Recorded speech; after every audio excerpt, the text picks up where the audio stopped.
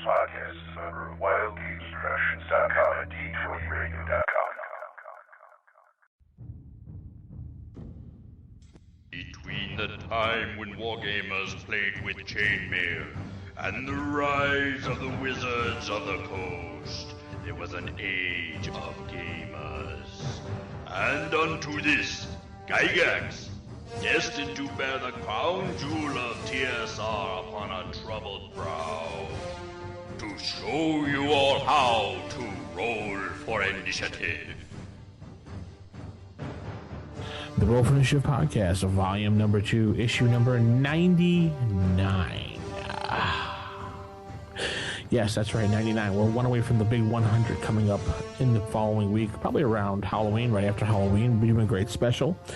DM Vince sitting here alongside the ever so ready to yell at people, Master Sarge Will.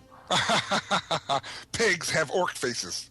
That is correct. And sitting in, slightly bruised but feeling better, Matt. How's it going, everyone?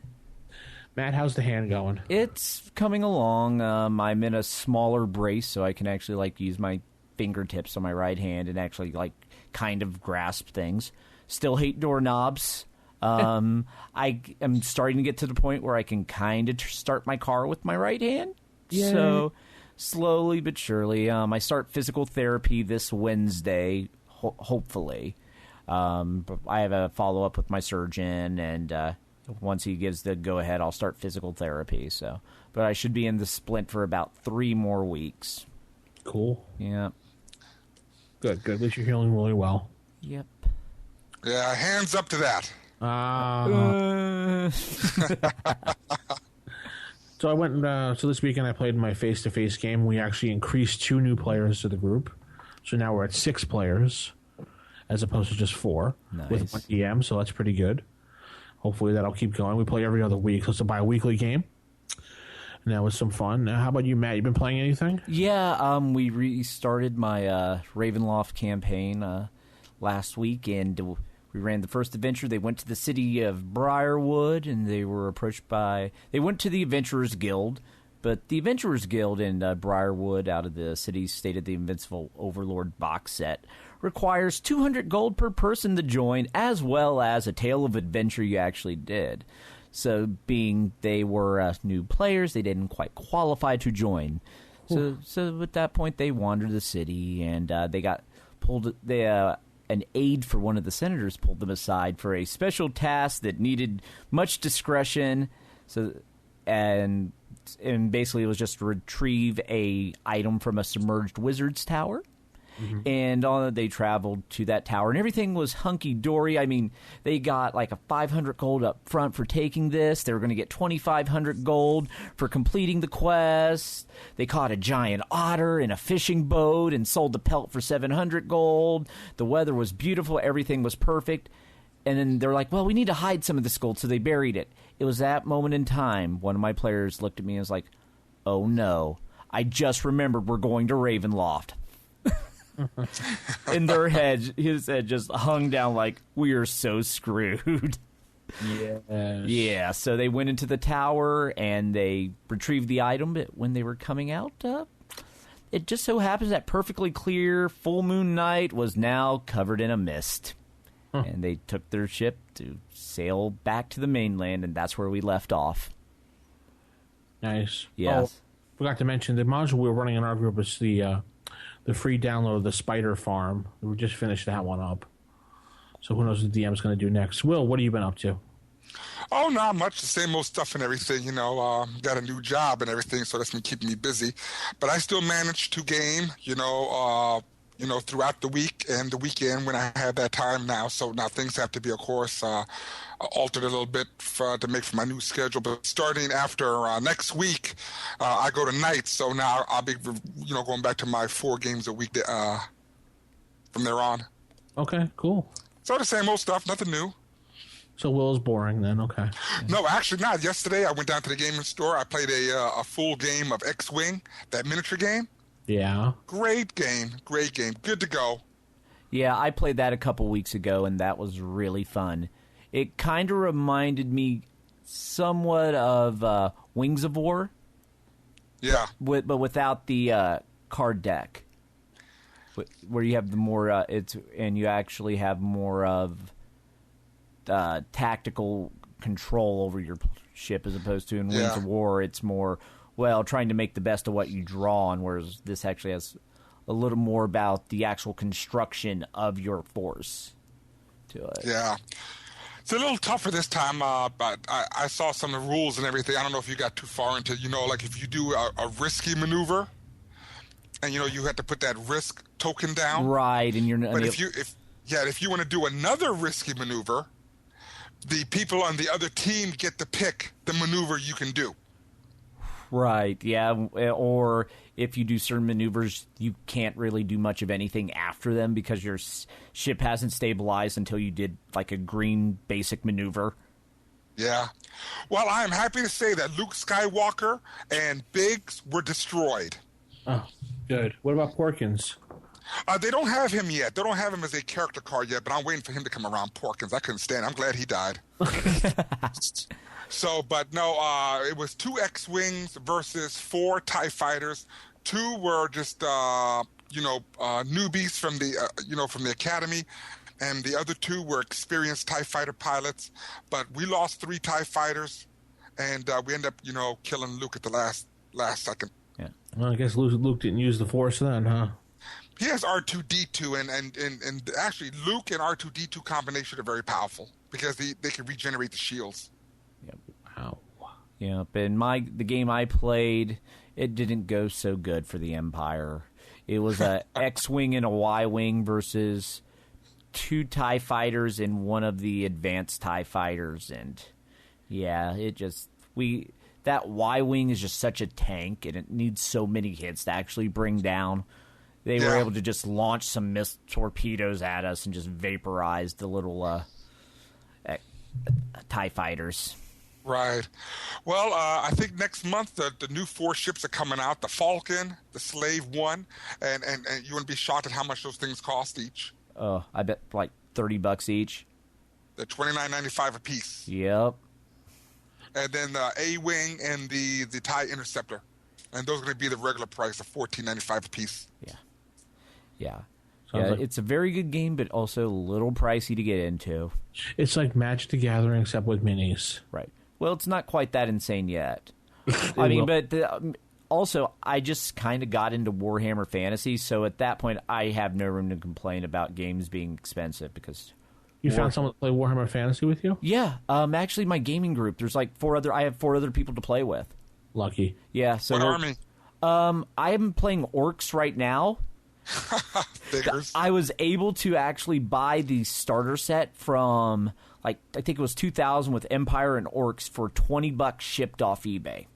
See there? Look at there. So at that point, I'm playing Orcs because we needed someone to even out the side of Chaos because we already had 3. We had a person playing Empire, Dwarves, and I think Beastmen or one other race.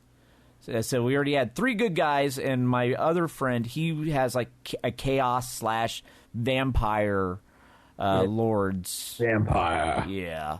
Yeah, Vampire counts. They're awesome. Yeah, he has the Vampire counts in Chaos, so I'm like, well, I guess I'll go Orc since I got them so cheap, and I've just been buying really cheap minis off eBay. But when looking at that core book, the core book is $75. Yep. Yeah. So, but you don't really need that book. You don't need that book if you're just going to get one army. Well, the problem is I like having the rules because we're playing 8th edition, and 8th edition they changed quite a bit from prior ones. Yes. They did it on purpose. Yeah, it's Games Workshop. But the thing is, there's certain armies that are using the 6th edition army book and the 7th edition army book. Not all the army books have been updated. It's just... okay. Well, I use Tomb Kings. I love the Tomb Kings. Yeah, my friend, he has some Tomb Kings as well. Yeah, he's my one friend Mike, whose house we actually game at. He's just went all out and bought like tons of stuff. So, book-wise, I've been like using their books, and it was actually during a game of Warhammer playing it, I accidentally set it on my tablet and like cracked the LCD screen. Yes, it's very sad. I ordered a replacement LCD off eBay, and in the process of removing my old LCD, I ended up cutting the ribbon for the digitizer on my Asus tablet. So now I'm waiting to get a digitizer in. So that's like $100. So I've pretty much dumped in half the price of the tablet trying to fix it. You could just put a new one, Matt. I actually also did that just in case. Oh. So I actually have a new tablet, a replacement tablet coming in because I found it for like $160 on eBay. Buy it now. I'm like, okay, this is a crazy price. That's about $75 cheaper than what it was going for everywhere else. So I ordered that in addition to the digitizer. So what I'm going to do is if it doesn't work, if I can't get it working, I'm going to actually just sell mine on eBay broken because it has an HDMI out, and if you hook it up to a TV, it works fine. Which tablet do you have? The Asus Transformer. I heard it was really good. Oh, I love it. I have the keyboard dock for it, too. So it has a touchpad and a full keyboard, and I can hook up USB stuff to it. I love it. It's a laptop, right, when you have a keyboard? Yeah. Yeah, so it's like a little netbook with the dock. And I love using it for gaming because if I have any PDF books or anything I need at the table, it's right there. It's perfect. Hence why I was using it for Warhammer because I had some reference stuff on it. And I sat it on a chair, sat down in the chair, and I heard a crack. I'm like, oh, no. And I turned the screen on, and I saw it was all messed up. I'm like, this is very sad. Very, very sad. Head that day in silence. Yes. Anyway, let's actually head over to Sage Advice. Sage Advice. Welcome to Sunnydale. Sage Advice. Sorry about that. And Will didn't get the joke, huh? No. All right, never mind. No, it's all good. Missed the Buffy the Vampire Slayer reference. Yeah, Buffy the Vampire Slayer. Do they sparkle? No, they do not sparkle. They turn to dust, which is definitely not sparkling. Yeah. Anyway, we have a bunch of emails this week. A lot of emails, a lot of comments to go over, a lot of things to follow up on. But let's start off with following up on things first. I know, Will, we want to follow up on the multi-classing issue that happened on the forums. Oh, wow. One of those things. Yeah. No, this all goes back to the one that one email that we got that we just don't we don't argue enough, or we don't make it so that there's more conflict. It seems like someone complained that we were always agreeing with one another on something, and I don't think that's the case. And all I do is I normally play devil's advocate anyway. I don't agree with you. See, there we go. No, I'm just saying. I think multi-classing is always going to be. It's one of those things. It's the same arguments, just like with alignments and pigs with orc faces and all that other stuff. Yeah. There's always going to be a conflict, and with multi-classing, I'm a firm believer. Multi-class characters can have the regular multiple attacks as a fighter, but they will not specialize. Plain and simple. Yeah, and I remember reading over all those comments, and then people were like, "Whoa, yes, you can." No, I can't believe Will said it. It's just like I said. Finally, you guys are arguing about BS. It's just a game. If someone wants to play it that way, that's the way they're going to play it. Right. It's not just a game. It's my life. Oh, shut up. Okay, Blackleaf. Yeah. That's from that WoW thing, if you remember that. Yeah. Hey, Tom Hanks. That's hilarious. Do you need maps to some steam tunnels? Yeah. No. Pennsylvania, there's plenty of those tunnels there, so. Oh, that's just hilarious and everything. Now, my whole thing is like this. One, I think it starts to become munchkin-y if you allow doggone fighters to have everything they can have as fighters, and it's not going to happen. They're multi-class, that's enough. That's their boost right there alone. They get all those additional options, plus they get all those additional save and throw bonuses. They just and they get the extended life, spans and all other good stuff and everything. Yeah. Now I can see where the argument comes in, though, where someone says, "Well, if you play a human character, you get to use that option in the back of the Unearthed Arcana. You get to roll 9 6-siders for strength or 8 6-siders for Constitution." Well, you need something. Huh? Humans need something to get nothing. And that's my whole point. And this is why I say that fighters alone are allowed to do the the specialization. If you're multi-class, a multi-class fighter can still have the multiple attacks, but they will not specialize, plain and simple. Well, do you think the whole thing with the elf, you being a fighter magic user, not getting any penalties, came from Basic Edition? They just pulled it over? Absolutely. I don't know. I still think there should be some type of penalty, though. Absolutely, and that's the whole point on this. It's the same thing with the when I had everyone, I already knew the answer because I had the Rogues Gallery in front of me. When I was playing Devil's Advocate again with the multi-class characters having the high strength, and all that other stuff. They still had the high strength. Mm-hmm. Right, yeah. Because on the show we actually had talked about, would you give a multi-class fighter that exceptional strength bonus? There you go, yeah. And again, playing Devil's Advocate, I would just checking to see if people would catch on it. They didn't catch much on that, but they really had an issue with the multiple attacks and the specializing. I think they had more of an issue with the fact that I kept saying that a fighter cleric using edged weapons is wrong. Oh, yeah. And again, that could be an issue too. From a role-playing point of view, there's a big issue going on. From a mechanical standpoint, it's not. But what my personal thought is, you can make that into some interesting role-playing, though. Yes, he can use that, but his god isn't too happy about it. So you can actually have some play off of that. That's what I was trying to say, but that's what I got beaten down about. Yeah. Really, it comes down to figure out what you want to run it, and make sure all your players know this is how it's going to work. Don't argue with it. This is how I'm running my game. This is how multi-class, this is how dual class works. And then however you choose to run it is fine. There's not a right or wrong way, per se, or how to run it. Yes, it is. If you don't play by the book, you're wrong. No, I'm just joking. Then explain to me, how does a half-elf become a bard? Yeah, there he goes. There we go. Yeah, that's true. It doesn't. Magically with a wish. There you go. Right. I wish I was a bard. Wow. At that point, okay, yes, you can be a bard. But then again, there's nothing to say that there are conflicting points of views and interest, and there's some rules that are just totally incorrect. They just don't match. Yeah. Right. Like my initiative, apparently, that no one understood. Oh no, I totally get it. It's by going with the low first, you can just any modifiers you can just tack on. So you start in segment 1. For you, a combat would go from segment 1 to segment, say, 100, and then the first round of combat is the first 6 segments, and any weapon speed modifiers or spell segments you just add on to it, and that's when it goes off. Yeah, right. People just didn't understand that's how it works. It's very simple that way. Yeah, it's not by the book, but it works. Right. It's like exactly. The thing with me, I use 6 going first, but in my mind, I'm doing the exact same you are. I just flip it. 6 goes first, and if I add it, it's just an extra mental step. But people just like rolling high. They don't like games where you have to roll high, then also have to roll low. They like it either be I have to roll high for everything or I have to roll low for everything. It's when some things you have to roll high, some things you have to roll low. People seem to get a little weirded out about that. Yeah, oh well. They'll learn.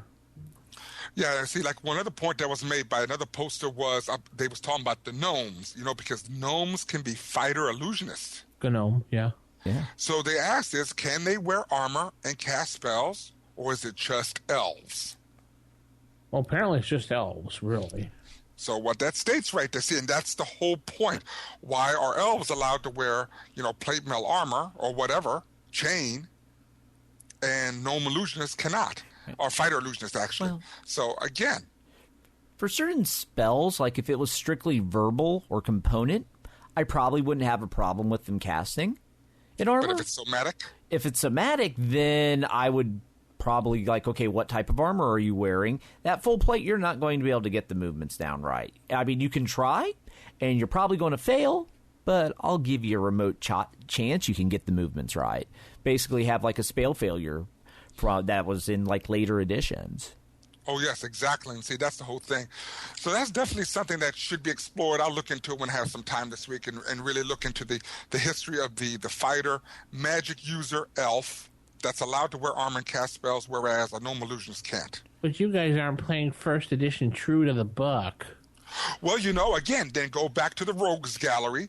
I believe there's an illusionist or gnomes in there or whatever, and see what they're wearing. Right. Yep. Again, I'm not saying the Rogues Gallery is the ultimate source to check these things, but if anything, that's the place to look because guess what's there? All those characters. Right. I'm gonna do what everybody seems to like right now. There. Yeah. All right. And I'd hate to break it to people, but Gary Gygax didn't even play by his own book. I know. Yeah, he changed his rules every 5 minutes. So. Yeah, no, he didn't do that at all. He put a book out there to satisfy the legions of supporters of this game. Right. Exactly. So everybody else. So we have a voicemail to go on here. So let's head into that right away. Let me get that up. Voicemail, go now. Hey guys, it's DM Kojo calling about the argument you guys had about dual class and weapon specialization.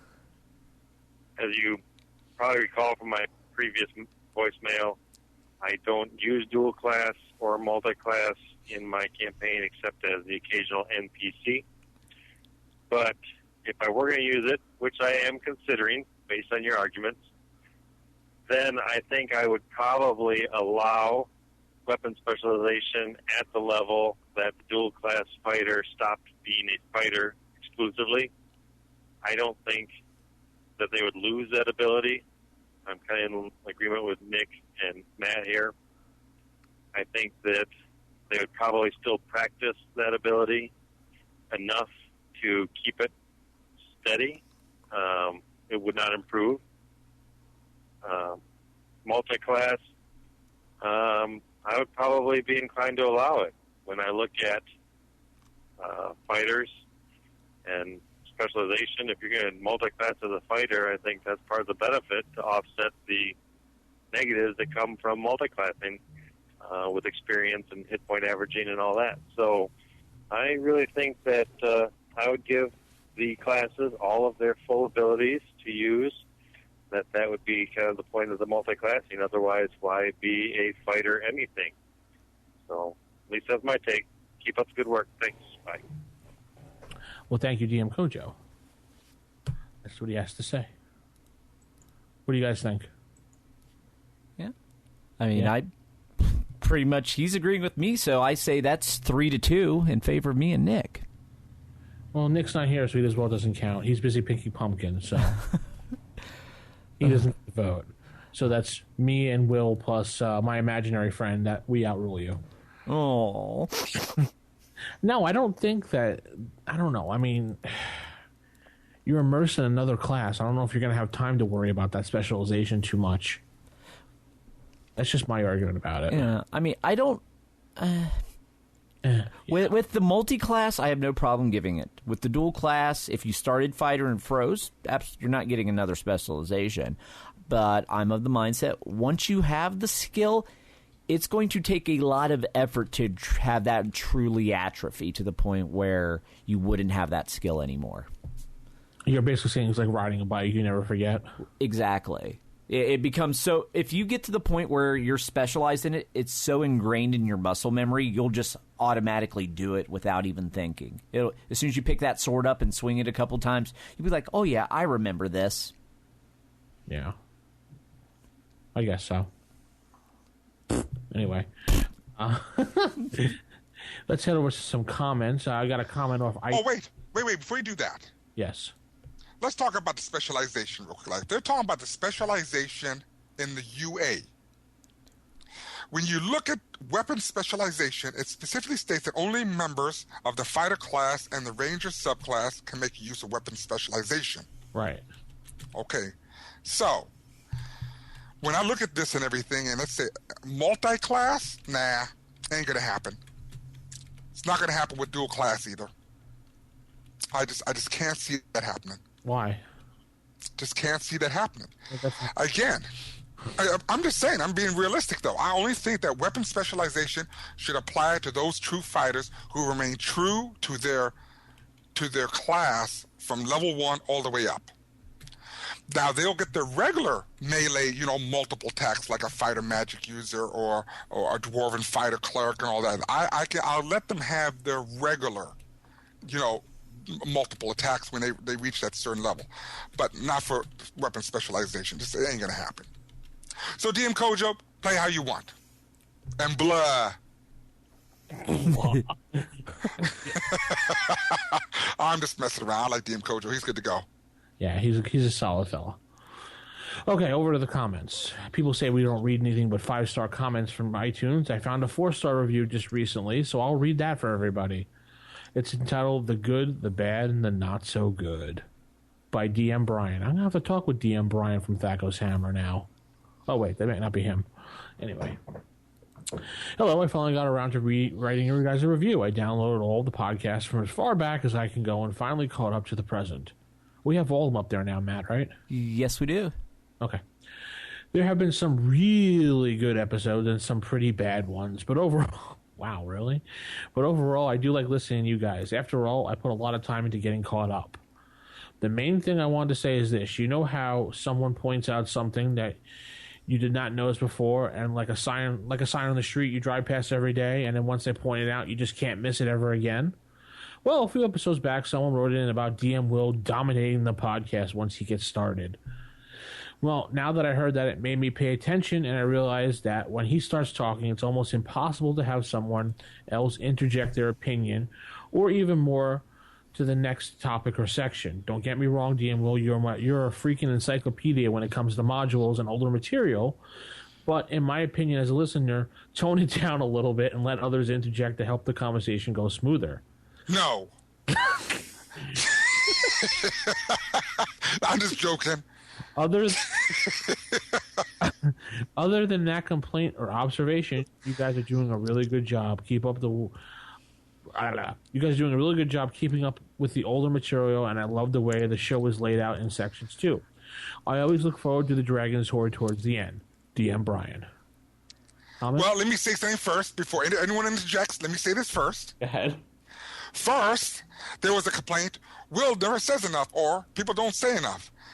So then when I pick up the pace, now I say too much and I don't let people speak. Okay, that's it. I'm done. You can interject now. Look at the silence. No, I'm kidding.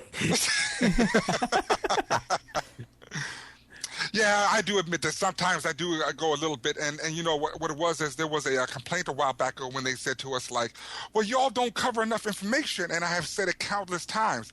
I can talk, but I do stop to allow other people to interject their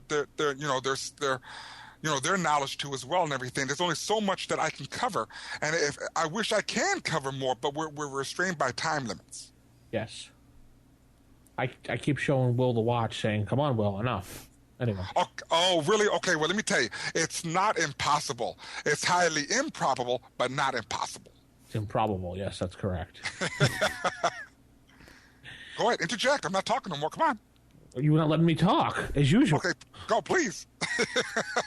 We got a bunch of other reviews, one coming from Tommy Riggins, giving us 5 stars. We thank him. He's a gamer dad.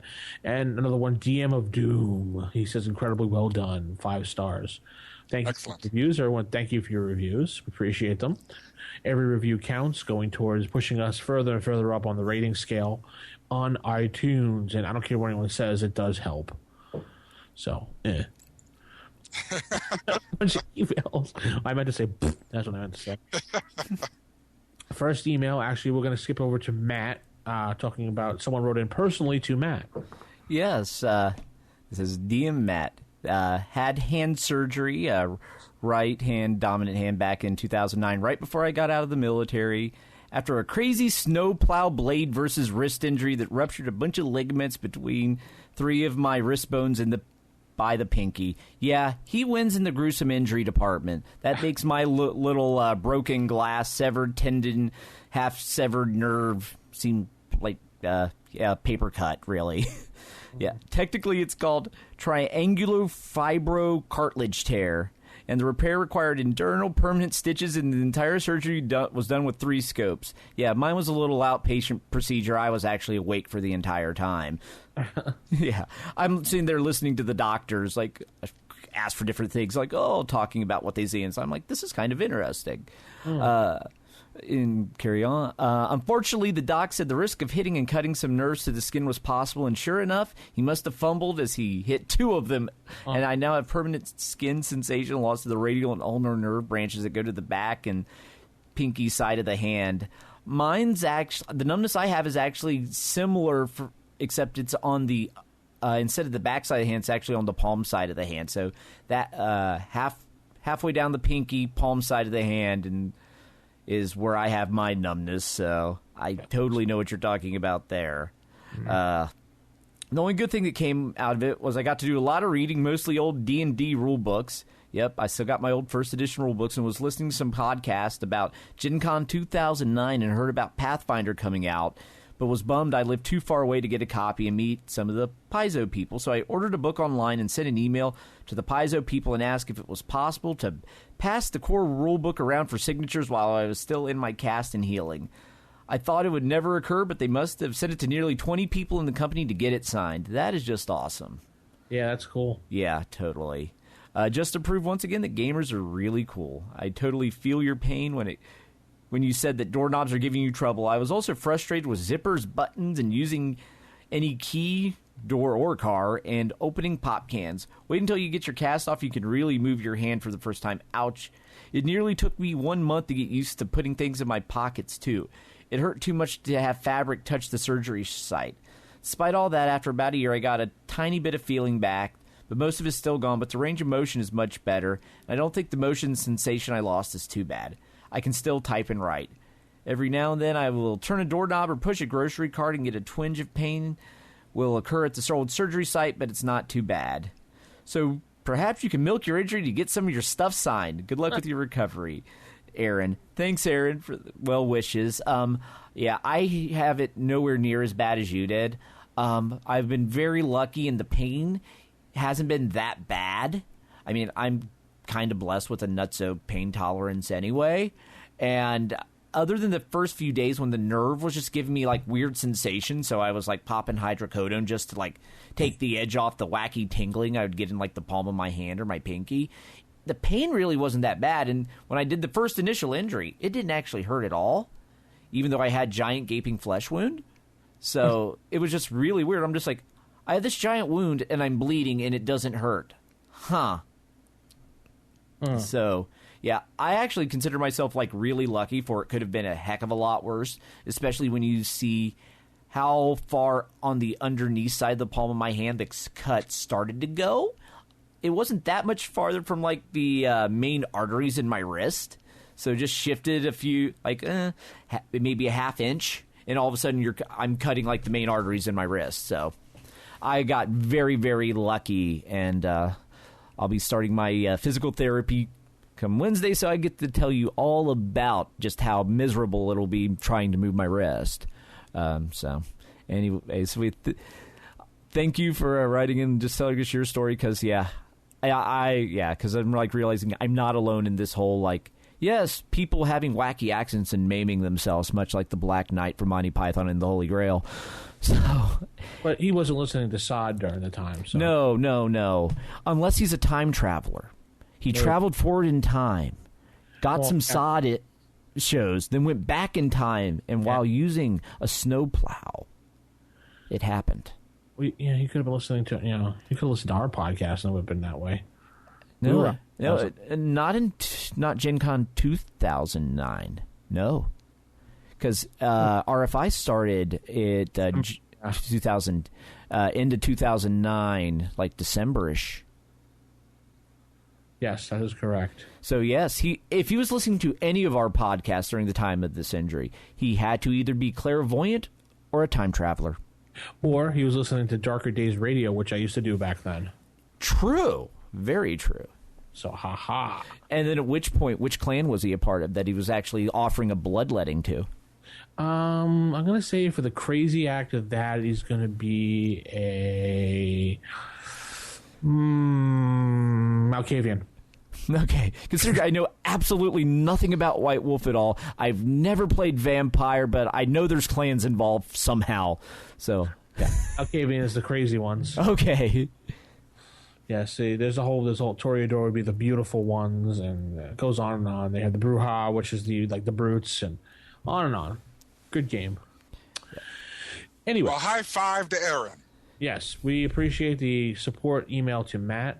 Anyone else has any stories, what happened, some bad accidents that'll cheer Matt up in his long journey back to recovery, Yes. I'll give you a thumbs up. Yeah. Yes, I can give you a thumbs up. It's the other side of my hand. I have like the permanent pinky out. So I drink everything really daintily. Oh, so at least you have manners. Yes, I have table manners. You should put some of those pictures up on the website so people could see them. I'll spare them the gaping flesh wound. Well, if I put that up, I'll put it under spoiler because, yeah, you don't want to be, like, eating when you see that. Ah, come on. Powers. And don't you know that people are desensitized these days after all the video games and movies we see? Oh, well, let's just say I know of some nurses and nursing students, and when they saw the picture on my Facebook, they're like, I almost threw up. A nurse? Wow. Yeah. I guess also if you're not expecting it, just all of a sudden, oh, what is that? It was like one of my friends said, I couldn't even tell what body part that was. Yeah. I actually saw the picture when you showed it to me. I was just like, dude, that looks kind of fake if I didn't think it was real. Right. Yeah, it's like when you blow the picture up, that's when you could actually see like all the fat cells and all of that. You can It actually looks like a zombie took a bite out of you. Yeah, it kind of does. Walking Dead bite or something. Right. Yeah, you're going to have to actually take me out back and shoot me in the head soon. Or we could just cut your arm off like I did on, Oh, yeah. Get me a chainsaw replacement. Yeah. Well, that's what they did in the last episode, spoiler alert, of Walking Dead Season 3. One of the guys got bit by a zombie, and they tied a belt around his leg and cut off his leg where the infection was so he wouldn't spread. Okay.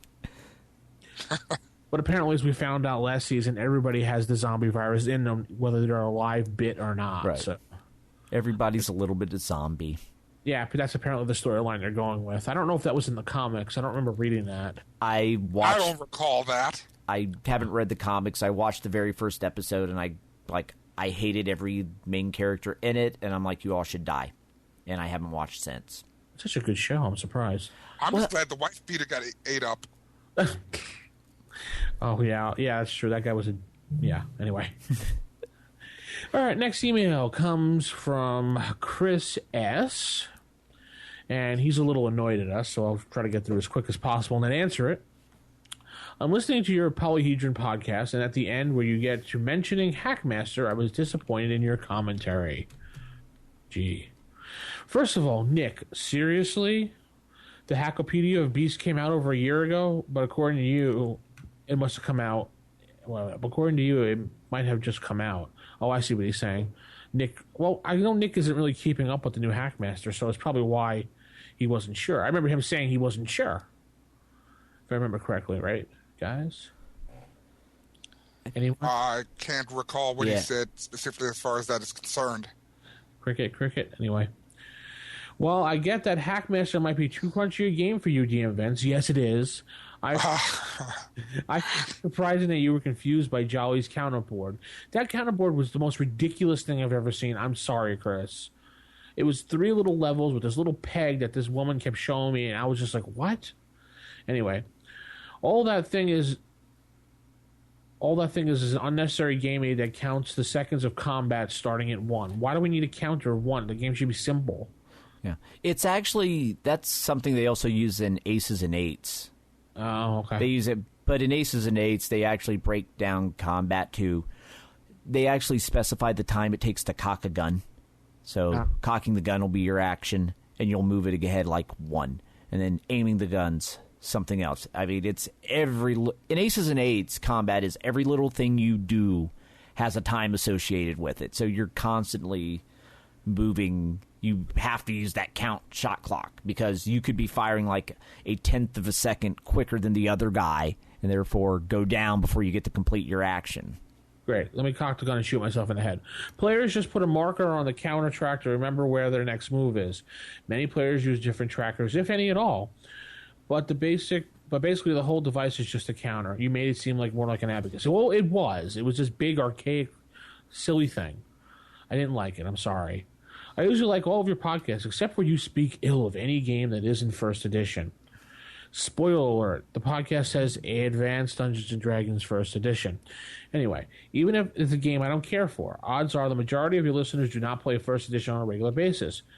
But if they are lucky, they do play other games. I am one of those listeners. well, we are first edition lovers, so we're going to promote our game over any other game. Doesn't mean you're dumb, stupid, a moron for playing your game. To each their own game. We're allowed to say we don't like a game. We are not news journalists. We're not supposed to be fair and balanced, as Fox News would say. Right. I mean, we each have our own preferences in game styles and games we like and dislike, and I'm sure if we ran down the list of every game system each of us liked, there'd be quite a bit of, like, I like this game, but Vince wouldn't like this other game, and Will wouldn't like this system or whatever. If you enjoy the system, that's the most important thing. We each have our own personal preferences and biases when it comes to the style of game we like. So it may not always mesh with you, but that's okay. That's the diversity is what makes gaming great. The D20 glut of the 2000 was actually kind of bad for game as a whole. Yeah, people made a lot of money really quick, but it stopped development of every other game system at the time. Yeah. It basically became, if you weren't making D20, you weren't making a game. And that's actually bad. We need diversity of systems. And that way, there will be something for everyone. Because maybe a D20 style game isn't your flavor. If that's the only thing being made, you're going to stop gaming. So that's okay. You have a preference that we don't. I mean, we're not. It's not like we're denigrating the players of the game if we talk ill of it. Fourth edition. We're just talking about the game itself. We're not a fan of. It has no reflection on the players. And I said I didn't get it. I tried it, and which is a good step to any game, trying it first before bashing it. And I tried it, and I didn't get it. I thought there was too much rolling going on, and I didn't like it. Sorry. Well, I don't you for liking the game. I mean, I'm glad that you enjoy your game and support your game. Yes, Will? Let me say it like this. One, I'm not going to apologize for my comments. One, if I like something, I like it. If I don't, I don't. Plain and simple. Okay? We're talking about Hackmaster. Okay? I'm not a fan of Hackmaster. I own all of the stuff from Kinzer and Company. I just don't care for... I don't care for the parody. Honestly, I thought it was just too silly and too lame. Plain and simple. That's just not the kind of game I like to play. If I want to play silly and lame, I'll play Toon. And I'm certain Chris will know what Toon is. Okay? I'll play Toon. If I want to play a fantasy game, I'm playing first edition AD&D. I just didn't care for the parody aspect. Now, let's talk about the most recent release of, Hackmaster. I am a huge fan of the Kingdoms of Calamar setting. But I'm going to use the D20 rules for Kingdoms of Calamar because I own everything for that setting. I love it. I think it's absolutely fantastic. I don't know what it is. Hackmaster just does not appeal to me. Got nothing to do with the people who play it. It's got nothing to do with the people who choose to play it over everything else. I just do not care for Hackmaster as a whole. Yeah, and there's tons of people out there. Oh, AD&D First Edition. That sucks, that edition. So, I mean, basically, if you really want to know the real truth, how I really feel about Hackmaster, it's no different than Osric and all these other clones. All right, cool. Thanks for your email, Chris, and we appreciate you taking the time to call us out on some things that we say. Apparently, not everybody can agree on everything, and we won't exactly apologize it, but we will try to remember not to get too harsh with words about other games. Like Matt said, we don't condone people for playing games. We just don't happen to like certain games. That's all. Okay, next email comes from JP. And he says, "Hi guys, I love your podcast. I know you addressed the issue of playing with one DM and PC along some similar playing with one DM and one PC. Along somewhat similar lines, I was wondering if there's a way to modify a game so a person can play it alone. The DM and PC are one and the same. My initial thoughts would be that there would be a lot of dice rolls to randomly determine decisions, actions, and keep things fair. Thanks, JP. Well, we did find a couple modules that you could use. I know there's an expert level module 01 for expert D&D called where is it? The Gem and the Staff. It's a competition module for level 8 Thief. And Will, you found the other one. Yeah, that's the Blades of Vengeance, and I believe that's 5 to 10 fighter elf fighter magic user. I can't remember. And it's 02, right? That's 02. And there are a bunch of various modules that we did go over in the past about highlighting in the book for a solo adventure. Right. Yeah. The XS one, Lathan's Gold, and then there was the one with the Magic Viewer, the MV1. B Solo, B Solo 1, XLS 1, all those modules you can look up and find. Right. And then there was even a couple Judges Guild ones, too. I'm trying to remember the names of it. Oh. But yeah, there's like 2 for Judges Guild. If you just search for Solo Adventures D&D in Google, you would be surprised at like just some of the oddball stuff that you'll come across, like from third parties too.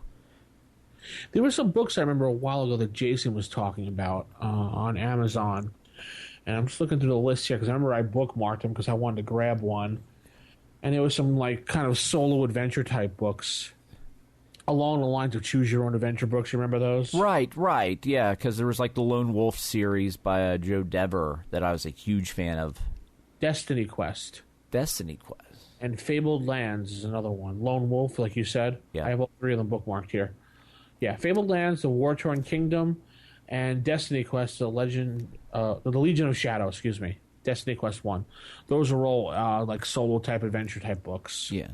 Yeah, and I found the names of the Judges Guild modules. Dragon's Hall, and then there was Survival of the Fittest, which is one for levels 1 to 3. And then there was actually, if you have a copy of Strategic Review number 1, there was a solo dungeon adventure in there by Gary Gygax. It's also reprinted in the Best of Dragon one. Excellent. Sounds like fun. Well, thank you. I hope that answers your question, JP. If any other questions, follow up with us, rfistaff@gmail.com. And our last email comes from Zeke. I'm going to say Zeke. Z-E-K-E? Yep. Zeke? Zeke. You said Zeke. Why is that so funny? Because I know he's saying, like, why would he call me Zeke? I don't know. I began. Why don't you talk a little bit so we can't talk over you? Okay. I began playing AD&D last week for the first time since the 80s. I purchased the new reissued books and immediately pursued the volumes. I think that must be perused the volumes. Yeah, perused the volumes like it was water for a thirsty soul. What does he mean, a fish? Yeah. Then Sunday, I found your podcast, and I've listened to the last and the first 4 issues. Wow, I am blown away. Well, I hope you didn't get too far blown away. Come back. There are others who play first edition. I had to read it like that. Thanks for your enthusiasm and knowledge. It's a blast listening to you guys. Keep it up. Zeke. I actually saw the books at Reaper Minis, the store, and they were selling them for full price there, so I did not buy them. I was kind of disappointed. And then what was funny is I turned the round stand that the books are usually on, and I found a dust-covered Player's Handbook for 4th edition. Oh. Actually, literally full of dust. I guess I was the first person to actually turn it and look at it in a long time. Yeah. I've actually, at one of the half-price books near my house, seen a lot of 4th edition stuff get dumped off. Oh, yeah, big time. The one over, a town over from me, they have 2 shelves worth of 4th edition stuff. Right. What I'm waiting for is when 4th edition first came out, the half-price books near my house in Mason actually took their 3.5 and 3.0 D&D books, took 3 books, wrapped them in shrink wrap, and sold them for $10. Wow. So 3 hardback books for $10. So I got the Player's Guide, DMG, and Monster Manual for $3.5 for $10. And how much money they are now going for? Yeah, I wish at the time I would have had more money just to buy all those bundles. But yeah, I'm just like, so I'm expecting as more and more people dump their stuff, if you want to get some Force stuff, check half-price books because they're going to get a glut and the prices will drop. Because we've seen it happen before with 3.5. So, actually, when I was at the store at Reaper Minis, and I was talking to the guy about D&D, and he was like, "Oh, you guys still play first edition? That's awesome." And he looked in on the game from time to time. We were talking about 4th edition and how nobody's buying it, but he said he likes to use it to introduce new players to the game of playing. it's a good idea how to get people get them off that board mentality into role playing mentality. He said. So I said, yeah, I guess it could be a tool to teach people. Right. I mean, it's not a bad game. It's just not a game for us. No, it's definitely. I know there's some people that love it to death. I was like a couple people on our forums, and in fact, DM Scotty, the one I interviewed for last episode, he is a 4th edition player. Yeah, but he doesn't condone any other condition. He actually thought that our 1st edition was cool. He was like, I didn't know people still played it. He said, right. What I find interesting, DM Scotty, he doesn't put grids on any of his stuff though. If he's playing 4th, I guess he actually just war games it and measures everything. You'd be doing a lot of measuring since 4th is so dependent upon exact distances. He has sticks cut out for each character. I watched that episode explaining what he does. Yeah. And he makes these special sticks for 6 inches for the 6 squares or 5 squares. And each player just basically puts it down like they're measuring, but they can just move as far as the ruler is concerned. Huh. That's how he does it. So it's kind of like playing wargaming, like you said. Right, yeah. It's actually, in some ways, the way he's doing it is actually taking it back to the roots. Yeah, and he likes that. He was saying he doesn't like grids, if you listen to the interview, and he likes the freedom of moving around and being able to move diagonally, sideways, without having these penalties of the squares. That's why he got rid of the grids. Right. Yeah, I mean, it makes sense. For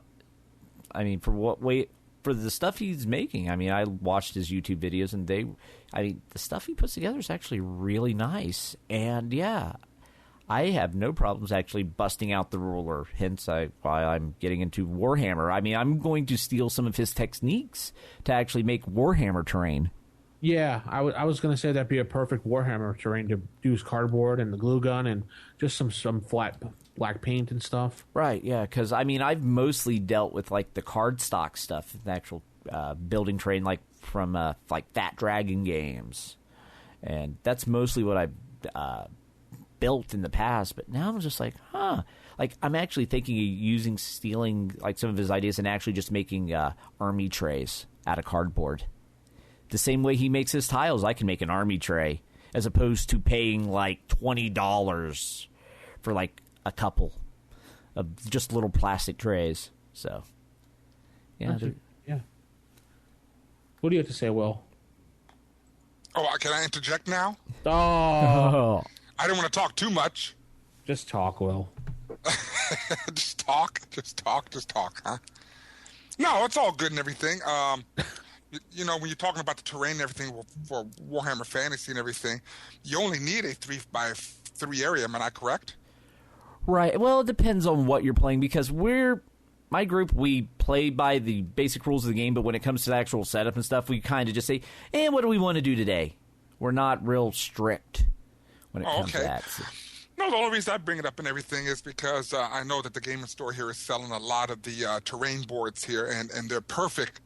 They are just the right size. I want to say they're 6x4. 6x4. Right. Great boards, and I'm going to buy 4 of them and everything and have kept in my house so I can use for Battletech and Warhammer Fantasy.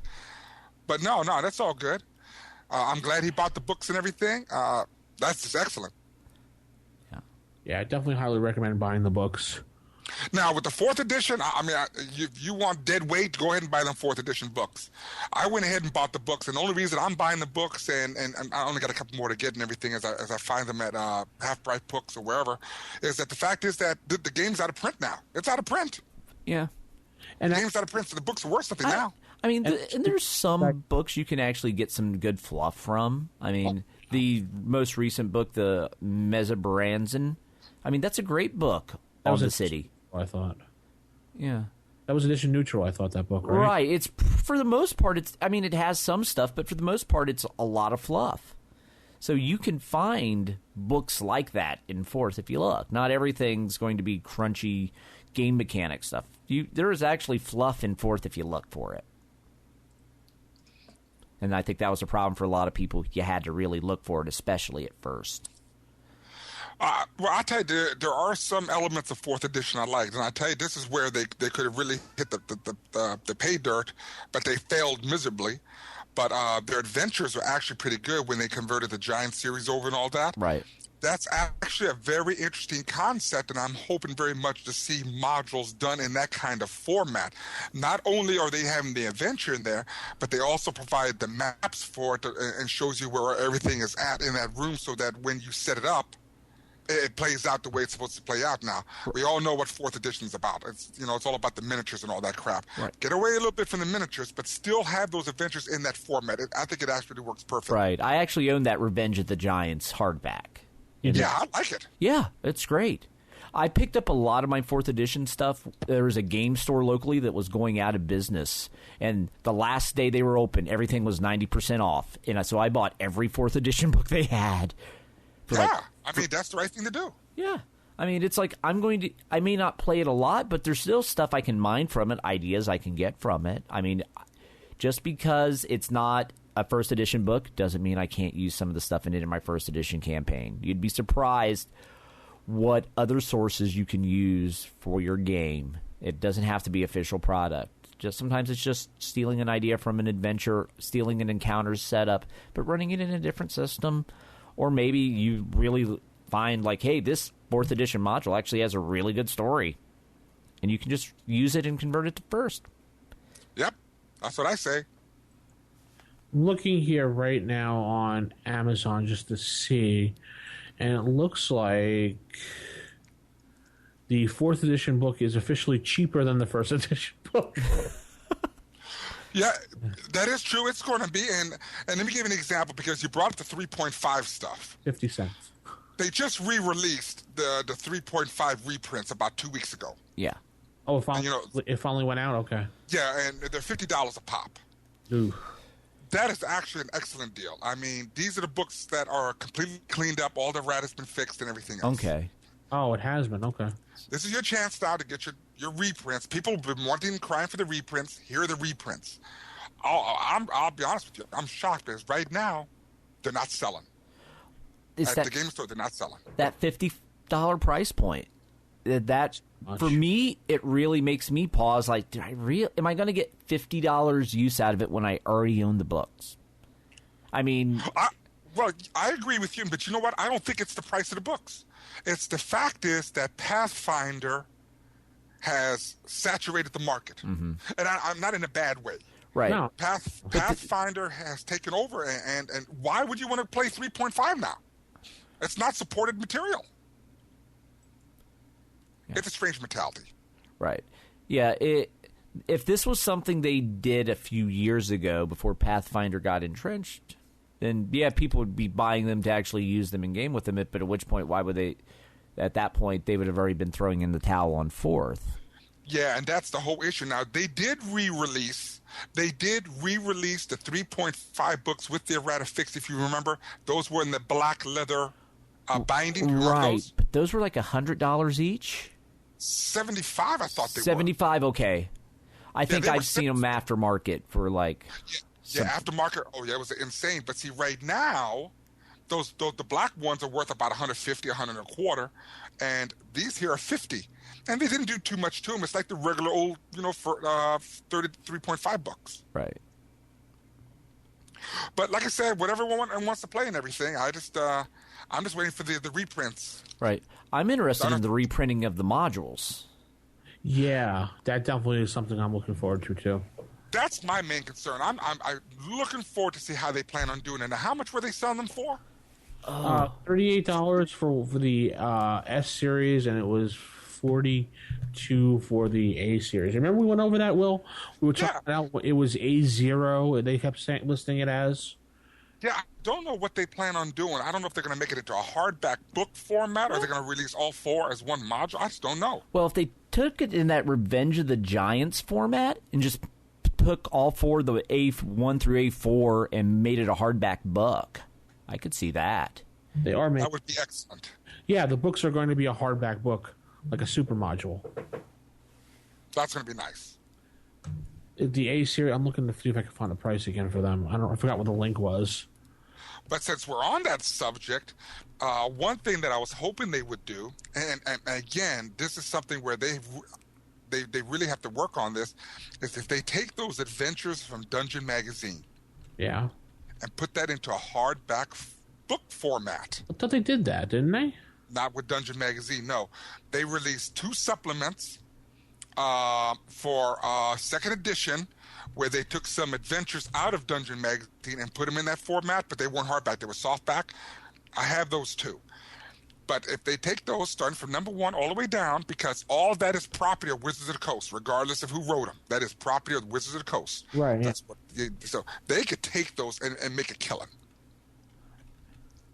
Well, yeah, they probably don't realize it, or maybe don't think it's cost effective enough. I don't know. Well, they don't need no one's permission. Well, No, the permission is just a matter of the cost. right. Because at this point, they're like looking at, okay, what are the big names? What are going to be the things we can bundle 4 modules together, put them in a hardback, and sell that actually have like a name recognition? The dungeon stuff to like people that maybe played a little bit but aren't really deep into first. Are they really? Is it really going to catch their attention the same as like the Slave Lord series? No, who knows? Well, it all depends on if they want to play adventures or not. I mean, some people like modules, some people don't. But Dungeon Adventure, the adventures from Dungeon Magazine, there was quite a bit of them that were actually awesome. Oh yeah, I totally agree. I have quite a few issues of Dungeon, and I'm like, they were great stuff that a lot of people overlooked. Unfortunately, for the show purposes, most of those were second edition because Dungeon came along at the very tail end of first, so it's not like we're right. So we'll leave that to our sister podcast, That Goes Hammer, to cover the Dungeon stuff. But yeah, the stepsister. Yeah. The redheaded stepsister. Redheaded, that's correct. Yes, but still it doesn't mean you can't read those adventures and just convert them to first. I mean, the plot is what's important. The mechanics isn't. Exactly. I'm looking right now. It's $32.97 for each of the reprint books for 3.5 with errata off Amazon. Okay. Yeah. So, if that's on Amazon, they'll probably be $40 a pop. Or $39.95. Or you can get them used for $27.95 off Amazon. Used? They haven't even come out yet. Well, someone might have popped the shrink wrap, or they just mislabeled it, or they label it as used so they get that first line when you go in to look at the used section. That is, yeah, because it says order by December 23rd, and it has used, and it also has new, $27.97 also. Interesting. Yeah, new book shipped. Yeah, I don't know what they're doing. Someone just wanted to be that first one.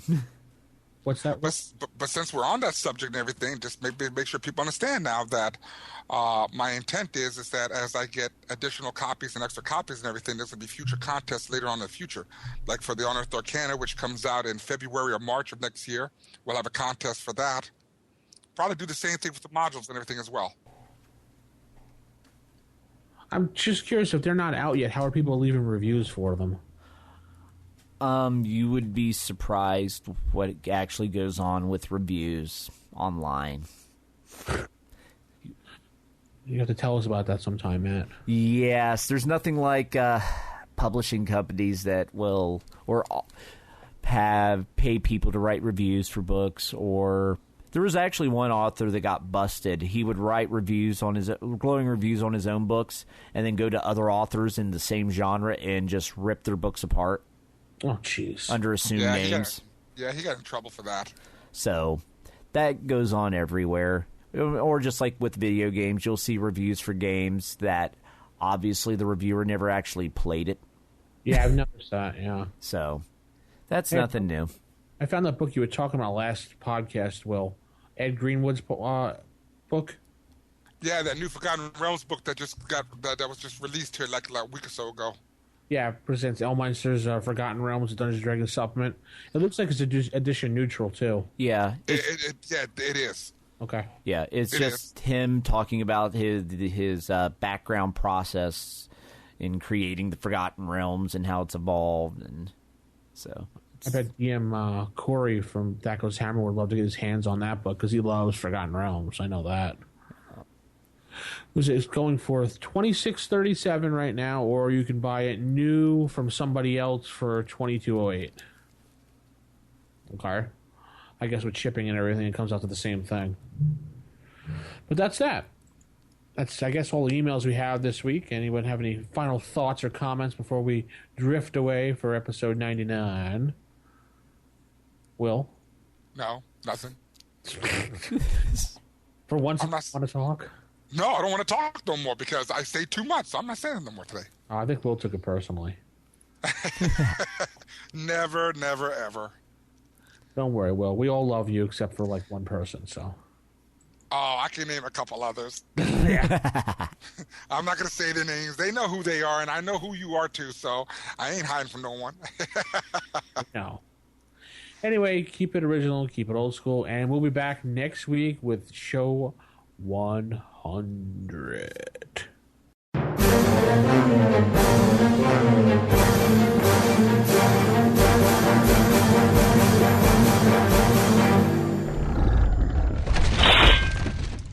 Roll for initiative.